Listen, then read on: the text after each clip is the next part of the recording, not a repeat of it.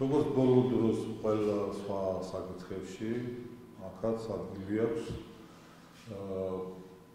თანხმედრას ინტერესებისა მხედველობაში მაქვს ქართული ოცნება და ნაციონალური მოძრაობა ფაქტიურად ისინი ერთის ვარიანტი თქოს დაპირისპირებული, მაგრამ მათი ინტერესები აბსოლუტურად ემთხვევა ერთმანეთს. ის მაისახება როგორც მათ პოლიტიკურ ორიენტაციაში, ასევე მათ ინტერესში იმისა, რომ წარმოაჩინონ მოსახლეობაში ისე თითქოს არსებობს მხოლოდ ორი პოლიტიკური ძალა, რომელსაც მოსახლეობის დიდი ნაწილი უჭერს ხარს და ეს ძალებია ერთის მმართველი პარტია და მეორე ნაციონალური მოძრაობა, რომლის წარმოსახვაც უნდა მთავარ პოლიტიკურ ოპონენტად.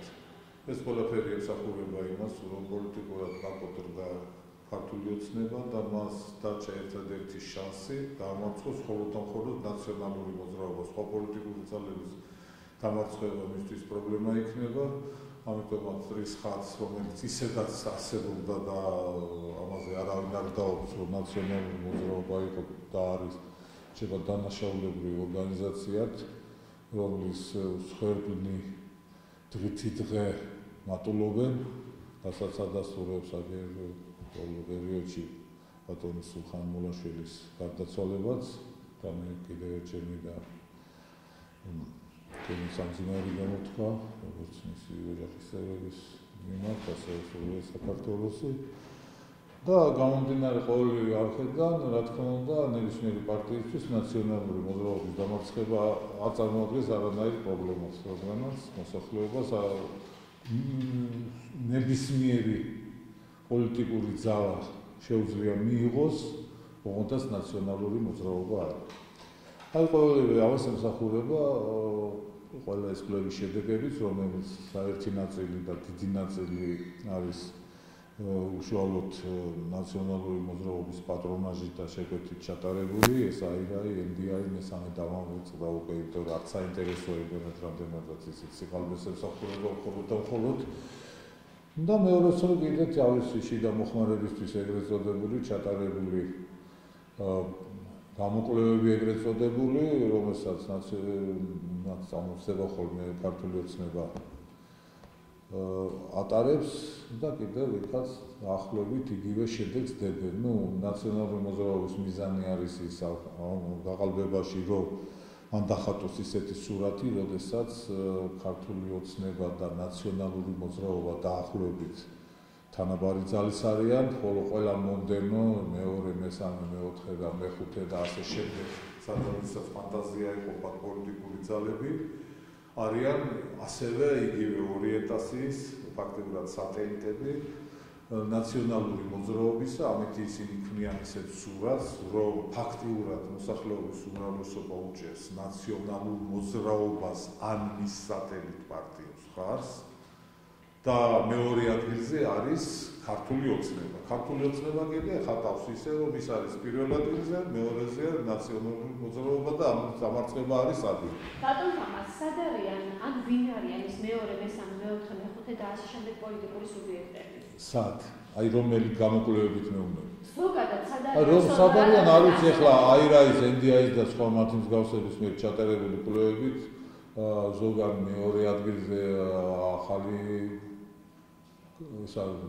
დემოკრატ ალსანიას პარტია, ზოგან ბურჭულაძის, ზოგან რესპუბლიკელები და ასე შემდეგ, ზოგან ლეიბორისტები და ასე შემდეგ. ახლა ასეა დახატული და ეს ემსახურება იმ მიზანს კიდევ მეორე, რომ დახატონ ისეთი სურათი, რომ რეალურად ნაციონალურ მოძრაობას და მის სატელიტებს აქვს დიდი მხარდაჭერა, თუ შემოდგომაზე დაიდება სხვა შედეგი, მაშინ უკვე და თუ ამას დავესესხებით ასევე და გავიხსენებთ ამერიკის ელჩის განცხადებებს, რომელიც ფაქტობრივად მოუწოდებს მოსახლეობას, თუ ან პოლიტიკური შედეგი არ დადგება ისეთი, რომელიც მას მოეწონება, ან იგივე მასმედიასთან მიმართებაში თუ სასამართლო მიიღებს ერთ გადაწყვეტილებას, რომელიც მისთვის იქნება მიუღებელი, ფაქტობრივად მოუწოდებს მოსახლეობას, რომ მას უფლება გამოვიდეს და იბრძოლოს იმ შედეგისთვის, რომელიც მას აინტერესებს. არა მოსახლეობას, არამედ მას და მის ხელდასმულ ეგრეთ წოდებულ პოლიტიკოსებს.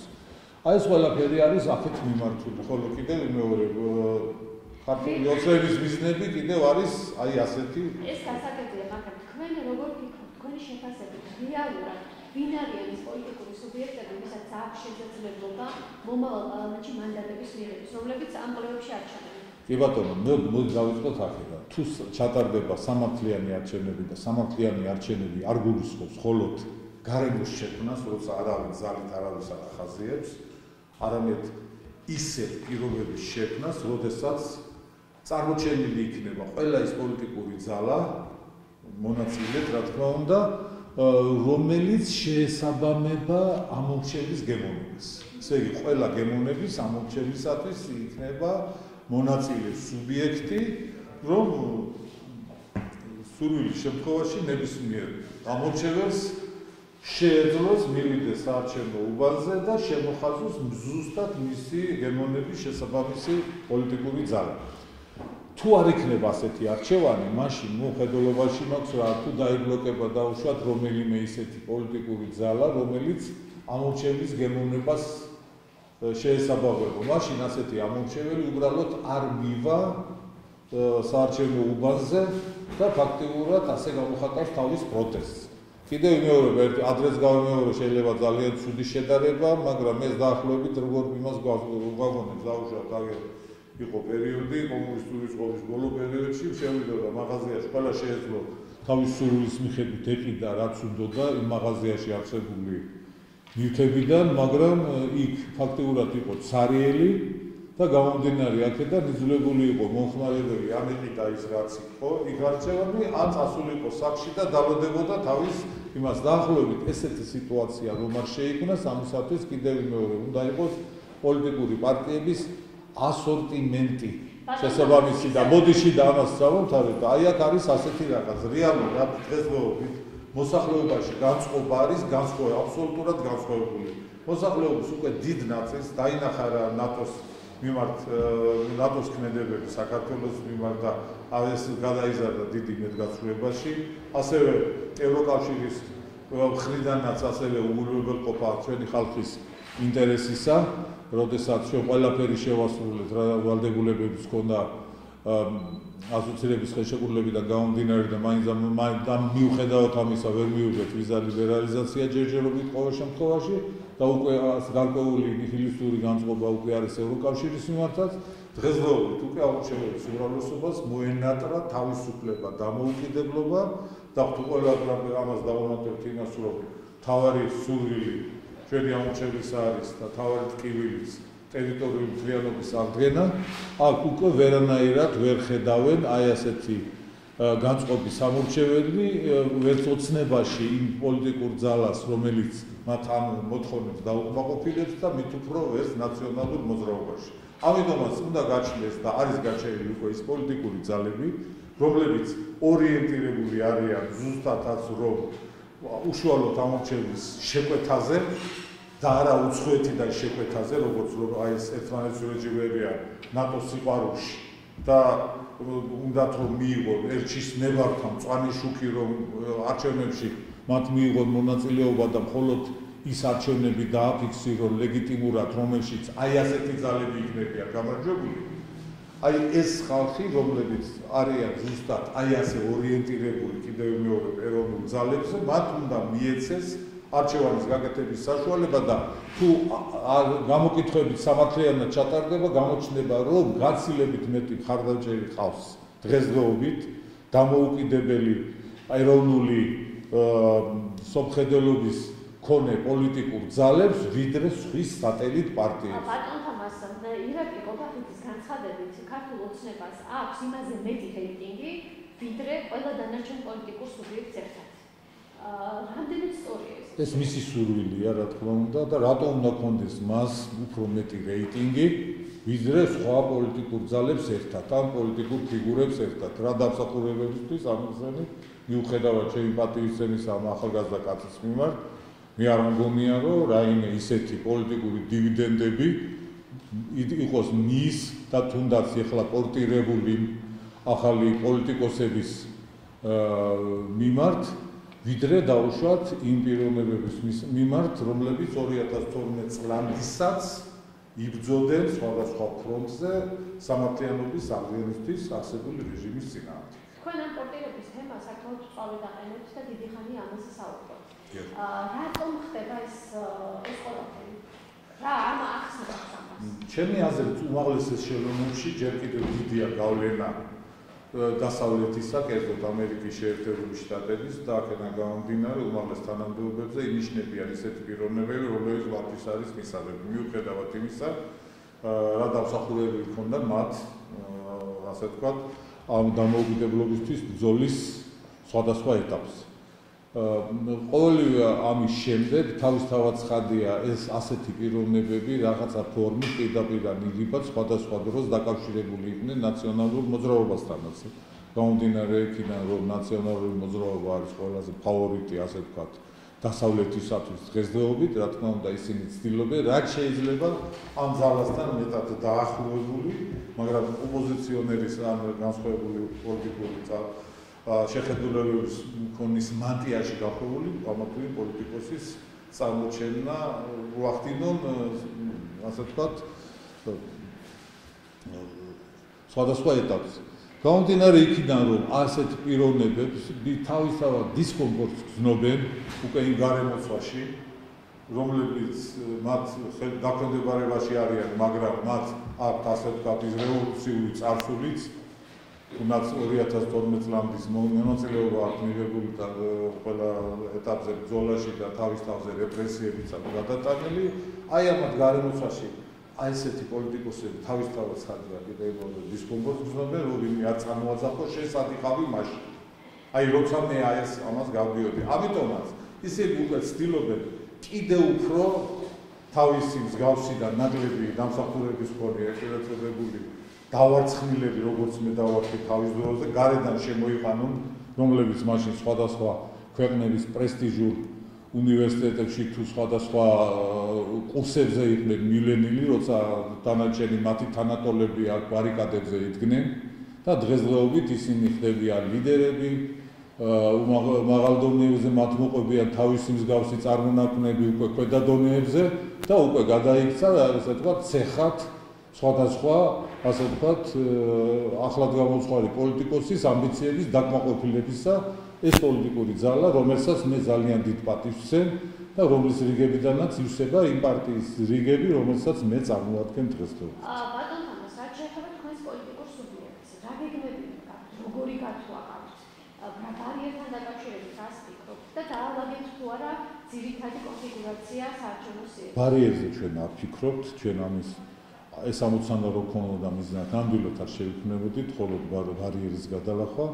ჩვენი მიზანი არის ის, რომ მივიღოთ მოსახლეობიდან იმდენი მხარდაჭერა, რომელიც მოგვცემს საშუალებას წარმოდგენილი ვიყოთ პარლამენტში იმ დოზით, რომელიც მინიმუმ უზრუნველყოფს ჩვენს მონაწილეობას ყველა იმ პროცესში, რომელიც დაკავშირებულია ხელისუფლების გადანაწილებასთან, როგორც პარლამენტში, ასევე მთავრობაში. რათა ჩვენი გადაწყვეტილების ხარდაჭერის გარეშე ვერ მოხდეს ეს პარლამენტის ხელმძღვანელობის და ვერ მთავრობის დაკომპლექტება, რათა ჩვენ ვაკონტროლოთ მომავალში მთავრობის საქმიანობაც და ის გავხადოთ შესაბამისი მოთხოვნებისა, რა მოთხოვნებიც მოსახლეობას აქვს და არა ჩვენს ეგრეთ წოდებულ უცხოელ პარტნიორებს თუ პატრონებს.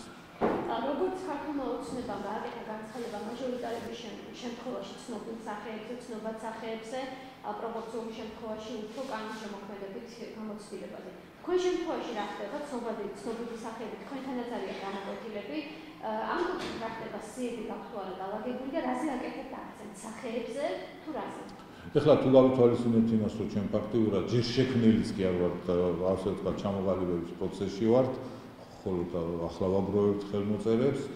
რა თქმა უნდა, ჩვენთან სიის ფორმირებაც და მაჟორიტარების შერჩევაც შედარებით დაიგვიანებს, სხვა უკვე იმ პარტიებთან შედარებით, რომლებსაც ეს სტრუქტურები გააჩნია და ზოგიერთს თვითონ სახელმწიფო ყველა შტო მათი სტრუქტურა არის, მაგრამ ეს არ ნიშნავს იმას, რომ ჩვენ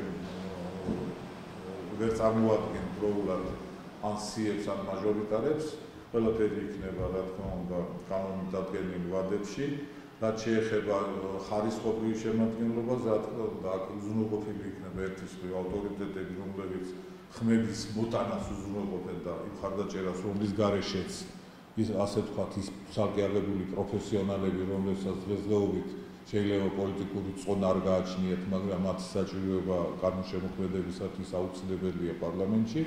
და მეორეს მხრივ, რა თქმა უნდა, აი ამ პროპორციის დაცვით რომ უზრუნველყოფთ ერთის ხმების მოპოვება, მეორეს მხრივ, რა თქმა უნდა შევავსოთ იმ პროფესიონალებითაც ჩვენი სია, რომელთა გარეშეც ამ თუ იმ კომიტეტის ფუნქციონირება იქნება შეუძლებელი. თუმცა ჩვენ ვცდილობთ მაქსიმალურად სიაც და მაჟორიტარული კორპუსით დავაკომპლექტოთ ისეთი პიროვნებებით, რომლებსაც აქვს ავტორიტეტი და შეუძლიათ ხმების მოტანა, მაგრამ ამავე დროს არიან პროფესიონალები და მათ ცოდნა შეიძლება გამოყენებული იქნეს კანონშემოქმედებაშიც. თუმცა იქნება რა თქმა უნდა ცალკეული შემთხვევები, როდესაც დიდი რაოდენობის ხარდაჭერა პოლიტიკური არ აისახება ყოველთვის, რა თქმა უნდა, იმ კონკრეტულ საქმეში პროფესიონალიზმშიც, მაგრამ აქაც არსებობს გამოსავალი და ესეთი პიროვნებები შეიძლება პოლიტიკურ ლიდერებად იქნენ გამოყენებული ფრაქციის ხელმძღვანელობა თუ სხვა, ხოლო ის პროფესიონალები, რომლებიც დღესდღეობით კიდევ იმერები ცნობადები არ არიან, გამოყენებული იქნენ ზუსტად იმ საკანონმდებლო პოლიტიკურ თანამდებობებზე, ხედულობაში მოხდენას პარლამენტში კომიტეტების ხელმძღვანელობად, სადაც მიმდინარეობს ძირითადად კანონშემოქმედებითი პროცესი. და რაც შეეხება დაფინანსებას, არჩევნების ბუნებრივია სჭირდება თანხა, დაფინანსება, რა ახლა დაფინანსება რა თქმა უნდა ყველა პოლიტიკურ ძალას სჭირდება და ეს ახალი არაა, თუმცა თვითონ სინარციდან გამომდინარე, ჩვენი პარტიის არსიდან გამომდინარე, ჩვენთვის საჭირო დაფინანსების სიდიდე გაცილებით მცირეა, ვიდრე დავუშვათ იმ პოლიტიკური ძალებისა, რომლებიც რა თქმა უნდა არიან უცხოურ ინტერესზე დამყარებული, ან მოიაზრებიან ამა თუ იმ პოლიტიკური სახელგატეხილი პოლიტიკური ძალის სატელიტებად და მათ შესაძლებლად. მათ რა თქმა უნდა ჭირდება ხარდაჭერა იმ პიროვნებებისაც, რომლებიც საერთოდ არც იცნობენ მათ ხედვებს, არც ეთანხმებიან და ეს შეიძლება მხოლოდ და მხოლოდ ფულით იქნეს მოსყიდული. ჩვენი ხედვები აბსოლუტურად იდენტობაში არის მოსახლეობის ძალიან დიდი ნაწილის ხედვებთან, კერძოდ რაში გამოიხატება პირველი და მთავარი ჩვენი გეგმის ნაწილი არის დამოუკიდებლობის ტერიტორიული მთლიანობის აქტი. ანუ დაფინანსება არ ჭირდება. არ გეტყვი, ჩამოვაყალიბებ. ჩვენთვის ტერიტორიული მთლიანობის აღდგენისთვის ბრძოლას ვთავაზობთ ჩვენ სამართლიანობას. ერთი. მეორე, სამართლიანობისთვის ბრძოლას რომ დამეთანხმებით სამართლიანობა ვერ აღზრდა იმ ფორმით და იმ სიდიდით, როგორიც იყო დაპირება მმართველი პარტიისა. სამართლიანობას პირდებით, ასევე თუნდაც თვითონ შიგნით პარტიულ სტრუქტურებში გადანაწილების დროს და სამართლიან მართვას რომ არ იქნებიან ისინი გამოყენებული, როგორც ხდებოდა აქამდე სხვა პარტიებში, თუნდაც ჩვენს მშობლიურ პარტიაში, საიდანაც გამოვედით, მაგრამ ახლა თუნდაც ერთი წლის შემდეგ იმ პიროვნებებს, რომლებიც ამ საქმეში გამოიჩენენ თავს და უანგაროდ აღუჩენენ დახმარებას პოლიტიკურ ძალას, მათ ამ გამსახურებებს გავითვალისწინებთ, უკვე მომდევნო წელს ტარდება ადგილობრივი თვითმმართველობის არჩევნები და ისინი იქნებიან ასევე უანგაროდ ხარდაჭერილი ჩვენს მიერ. და ყოველი ბევრი ასეთი ფაქტორის გათვალისწინებით ადამიანს თავაზობდეთ თავისუფლებას, ეუბნებოდე რომ შენი თავისუფლებისთვის მოდი ვიბრძოლოთ, ან ჩვენი საერთო თავისუფლებისთვის, მოდი ვიბრძოლოთ ჩვენი ქვეყნის ტერიტორიული მთლიანობისთვის, მოდი ვიბრძოლოთ სამართლიანობის აღდგენისთვის, რომ შენს სამართლიანად მოგექცნენ და ამისათვის დამიჭირეთ ხარი და მე ფულს მოგცე. ეს მე მგონი ალოგიკურია, ხო?